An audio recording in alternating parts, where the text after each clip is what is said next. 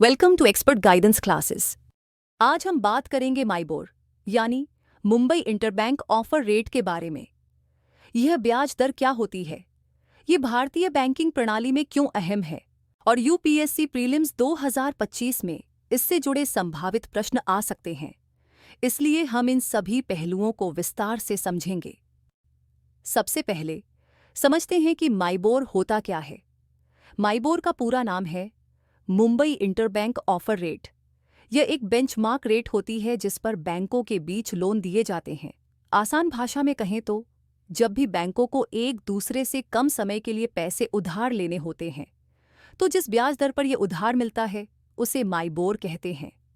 Mumbai interbank operating rate माइबोर को प्रसिद्ध London interbank overnight rate LIBOR के आधार पर तैयार किया गया है। Mumbai interbank offer rate Bharat की अंतरबैंक दर है जो किसी बैंक द्वारा दूसरे बैंक को दिए गए अल्पकालिक ऋण पर ली जाने वाली ब्याज दर है।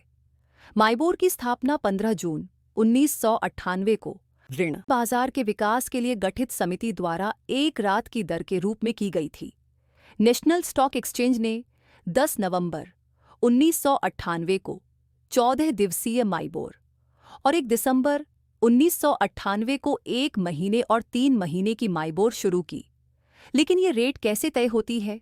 माइबोर को नेशनल स्टॉक एक्सचेंज के द्वारा तय किया जाता है और यह पूरी तरह से डिमांड और सप्लाई पर निर्भर करता है। अगर बाजार में लिक्विडिटी कम है यानी पैसे की उपलब्धता कम है तो माइबोर बढ़ जाएगा। वहीं अगर बाजार में पैसे की अधिकता है तो माइबोर घट सकता है। आइए इसे ऐसे समझते हैं, जब बाजार में तरलता कम होती है तो बैंकों के पास उधार देने के लिए कम पैसे होते हैं, जिससे वे एक दूसरे से उधार लेने के लिए अधिक ब्याज दरें मांगते हैं, जिससे माइबोर बढ़ जाता है। जब बाजार में तरलता अधिक होती है तो बैंकों के पास उधार देने के लिए पर्याप्त पैसे होते हैं, जिससे वे एक दूसरे से उधार देने के लिए कम ब्याज दरें मांगते हैं, जिससे माइबोर घट जाता है। अब सवाल ये उठता है कि माइबोर का महत्व क्या है और ये क्यों ज़रूरी है। माइबोर को भारतीय बैंकिंग सेक्टर में एक स्टैंडर्ड रेफरेंस रेट माना जाता है। इससे यह तय होता है कि शॉर्ट टर्म लोन पर कितना ब्याज लगेगा। आरबीआई और बैंकिंग सेक्टर माइबोर का उपयोग करके अपनी नीतियां बनाते हैं। यह दूसरे फाइनेंशियल प्रोडक्ट्स जैसे कि बॉन्ड्स और डेरिवेटिव्स में भी इस्तेमाल होता है। इसका प्रभाव मुद्रा बाजार यानी मनी मार्केट पर भी पड़ता है। माइबोर दरों में बदलाव से सरकारी और कॉरपोरेट बॉन्ड्स की यील्ड भी प्रभावित होती है।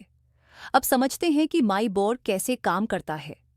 हर दिन नेशनल स्टॉक एक्सचेंज कुछ बड़े बैंकों से डेटा इकट्ठा करता है कि वे एक दूसरे को कितने ब्याज पर लोन देने को तैयार हैं।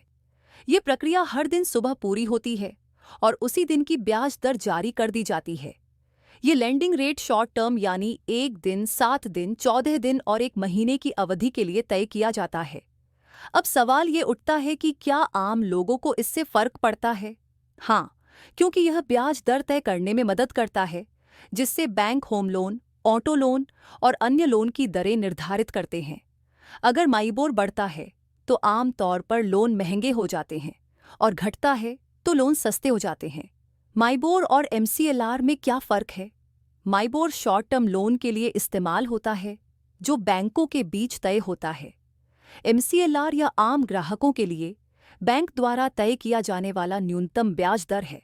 माइबोर मुख्य रूप से इंटरबैंक मार्केट के लिए काम करता है, जबकि एमसीएलआर कंज्यूमर लोन के लिए महत्वपूर्ण है। माइबोर बाजार की लिक्विडिटी पर निर्भर करता है, जबकि एमसीएलआर में बैंक की फंडिंग कॉस्ट, ऑपरेशन कॉस्ट और अन्य फैक्टर शामिल होते हैं। अगर आपको यह जानकारी पसंद आई हो तो वीडियो को लाइक और शेयर करें और हमारे चैनल ईजी क्लासेस को सब्सक्राइब करना न भूलें। धन्यवाद।